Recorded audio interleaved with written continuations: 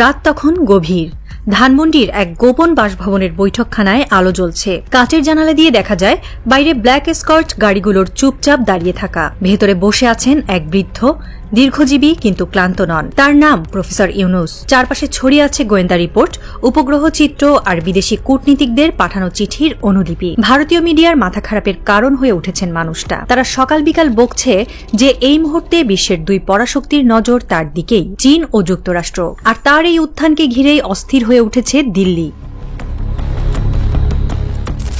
ভারতের media, print, TV, online কিংবা social, সবখানেই যেন ইউনুস বিরোধী এক অদৃশ্য যুদ্ধ ঘোষিত হয়েছে। কেউ বলছে ইউনুস চীনের ঘনিষ্ঠ, কেউ বলছে পাকিস্তানের হাত পেছনে, আবার কেউ বলছে যুক্তরাষ্ট্রের ডিপ স্টেটও তাকে সমর্থন করছে। দেখতে গেলে ভারতীয় মিডিয়ার এই বিশ্লেষণ তাকে অপমান করার প্রচেষ্টায় অদ্ভুতভাবে প্রশংসায় রূপ নিচ্ছে। কেননা ইতিহাসে খুব কমই এমন হয়েছে যেখানে চীন ও যুক্তরাষ্ট্র একসাথে কোনো দক্ষিণ এশীয় নেতার পাশে দাঁড়িয়েছে। আর এই ঘটনা যদি সত্যিই হয়ে থাকে যেমনটা ভারতীয় মিডিয়া দাবি করছে, তাহলে তো প্রফেসর ইউনুস এক অনন্য কূটনৈতিক বিজয় অর্জন করেছেন। কিন্তু এখানেই ভারতীয় রাষ্ট্রযন্ত্রের এক গভীর সংকট প্রকাশ পাচ্ছে। তারা বুঝতে পারছে না এই মুহূর্তে বাংলাদেশের সঙ্গে কিভাবে আচরণ করবে। একদিকে তারা চাইছে ইউনুসকে খলনায়ক প্রমাণ করতে, যাতে দেশটির অভ্যন্তরীণ রাজনৈতিক অস্থিরতা বৈধ প্রমাণিত হয় আন্তর্জাতিক পরিসরে। অন্যদিকে তারা এও জানে বাংলাদেশে কোনো সামরিক হস্তক্ষেপ বা প্রকাশ্য হুমকি দিলে পুরো বিশ্বের কূটনৈতিক মহলে ভারতের গণতন্ত্রবান্ধব ভাবমূর্তি ভেঙে পড়বে। তাই এই মুহূর্তে তারা বেছে নিচ্ছে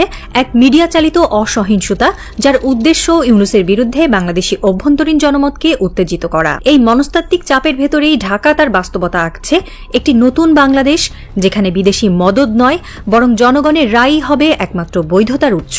দিল্লির অসহিংসতা যত বাড়ছে, ঢাকার বাস্তবতা ততই দৃঢ় হচ্ছে। এই প্রশ্নের উত্তর লুকিয়ে আছে বাংলাদেশের অভ্যন্তরীণ বাস্তবতায়। শেখ হাসিনার পতনের পর আওয়ামী লীগ কার্যত নিষ্ক্রিয়। ভারত সমর্থিত রাজনৈতিক শক্তি বিলুপ্ত প্রায়। আর বাকি যে রাজনৈতিক দলগুলো আছে, যেমন বিএনপি কিংবা জামায়াতে ইসলামী, তারা ঐতিহাসিকভাবে পাকিস্তান ও চীনের ঘনিষ্ঠ। সুতরাং ভারত যাকেই সামনে দেখতে চায়, সে যদি প্রফেসর ইউনুস নাও হন, তবু নতুন বাংলাদেশ কখনো আগের মতো প্রো ইন্ডিয়া হতে যাচ্ছে না। মূল সমস্যা এখানে ব্যক্তি ইউনুস নয়, বরং ভারতের নিজের ভূ রাজনৈতিক হার। ভারতীয় মিডিয়া দাবি করছে ইলেকশন বিলম্বিত করা হচ্ছে যেন পাকিস্তান ও চীনের স্বার্থ সুরক্ষিত থাকে। কিন্তু প্রশ্ন হল, এই দাবি কতটা যৌক্তিক? প্রফেসর ইউনুস সরকার প্রথম দিন থেকেই বলে আসছেন ইলেকশন তখনই সম্ভব যখন 5 আগস্টের চেতনাকে ধারণ করে স্বৈরাচারের শেকড়কে উপড়ে ফেলা যাবে, সংস্কার করা যাবে। গত 15 বছরে আওয়ামী লীগ যেভাবে প্রশাসনকে দলীয়করণ করেছে এবং যেভাবে ভারতীয় গোয়েন্দা সংস্থার প্রভাব ইলেকশনে পড়েছে, সেটা নির্মূল না করে নির্বাচন মানেই হবে আরেকটি সাজানো ভোট। ইউনুসের উদ্দেশ্য বাংলাদেশের নির্বাচনী ব্যবস্থাকে স্বাধীন ও সার্বভৌম করা, এবং এটাই দিল্লির জন্য অস্বস্তিকর।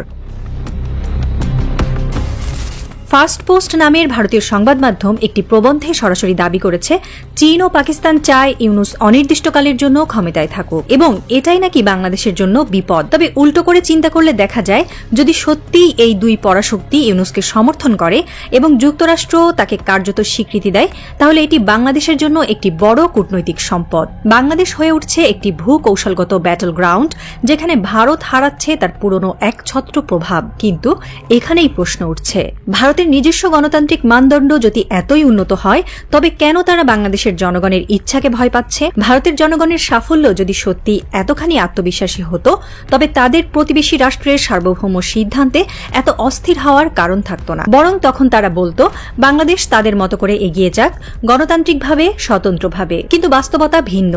ভারত এখন বাংলাদেশের রাজনীতিতে এমন একটি অবস্থান নিতে চাইছে যেখানে নির্বাচনের ধরন, নেতৃত্ব, এমনকি সময় পর্যন্ত তাদের সহানুভূতিপূর্ণ হতে হবে। এটাই হলো মোদির আগ্রাসন নীতির নতুন বাস্তবতা, যেখানে গণতন্ত্র মানে হয়ে উঠেছে বন্ধুর প্রতি নিয়ন্ত্রণ। এবং এখানেই প্রফেসর ইউনুসের অবস্থান হয়ে দাঁড়ায় এক মৌলিক প্রতিরোধ। তিনি বলছেন বাংলাদেশ কারো প্রভাবাধীন নয়, গণতন্ত্র মানে স্বাধীন সিদ্ধান্তের অধিকার। তার এই অবস্থানই ভারতের গণতন্ত্র রপ্তানির ন্যারেটিভের বিপরীতে দাঁড়িয়ে যাচ্ছে। প্রফেসরের লড়াই কেবল একজন রাজনীতিকের নয়, বরং একটি জাতির স্বাধীন চিন্তা করার অধিকার প্রতিষ্ঠার লড়াই। একটি রাষ্ট্র তার নিজস্ব পথ বেছে নিচ্ছে, পশ্চিম বা পূর্বের নয়, শুধু বাংলাদেশের। আর এটাই দিল্লির জন্য সবচেয়ে বড় আতঙ্ক।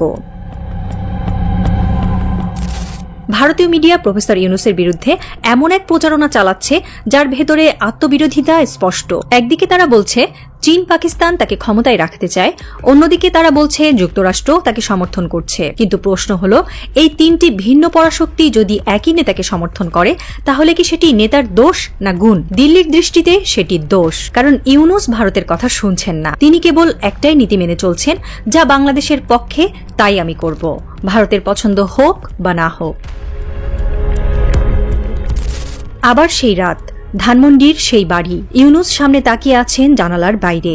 দূরে সোহরাওয়ার্দী উদ্যানে আলো নিভে যাচ্ছে। একজন সহকারী আসে হাতে একটি ফোল্ডার নিয়ে, তাজা গোয়েন্দা তথ্য, ভারতীয় মিডিয়া রিপোর্ট এবং একটি নতুন নথি ওয়াশিংটন থেকে পাঠানো। ইউনূস চোখ বুজে বলেন, ঘুম আসে না আজকাল, শুধু মনে হয় ঢাকার আকাশে ঝড় জমছে। কে জানে কোন দিক থেকে আসবে প্রথম বজ্রপাতটা, পূর্ব থেকে না পশ্চিম থেকে। দিল্লি জানে এই বজ্রপাত যদি নামে সেটা আর কেবল কাগজে থাকবে না, এবার ইতিহাস লিখবে আগুনে। এটাই প্রফেসর ইউনূস বনাম ভারত। এটা কেবল এক ব্যক্তির যুদ্ধ নয়, এটা একটি জাতির নতুন দাঁড়ানোর গল্প।